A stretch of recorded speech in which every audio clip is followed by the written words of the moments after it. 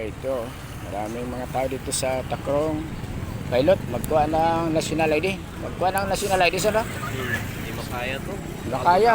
To. Oo. Ang Kahit dami. hapon, hindi talaga makita to. Bakit na ngayon pa na kuha ng national ID dito? Bakit para nag-flock sila? Ang iba siguro para may ano ba? Siguro Kulang, hindi pa nakakuha.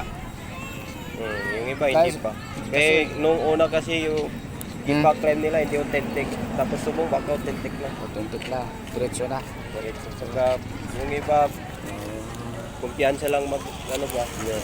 Sige. At least, yun ang kailangan talaga na ID. Kahit sa akin, hindi pa nagdating ang ano ko, Authentic. yung ID talaga. Yung Nakaprocess meron na ako. pero hindi kasi authentic pa. Hindi man ito. Hindi daw authentic ito? Hindi man kasi sa kuan ko lang yung gikuha sa Google. Ay, nako. Pwede. Hindi pwede. Hindi pwede. So, yung yung sila talaga ang magdala, magbigay. Okay, sige. Sakripisyo ang ating mga kuan dito, community sa Tacloban. Yan, the best, the best. Doon daw nang sa office nila, maraming na ano. Dami na doon nagabang, nagantay. Oh, mga bata, lahat na eh. Kahit na bata yan, di ba? Magkuha. Okay, God bless, God bless. Wala lang mangyari sa ating mga kasi mainit ngayon.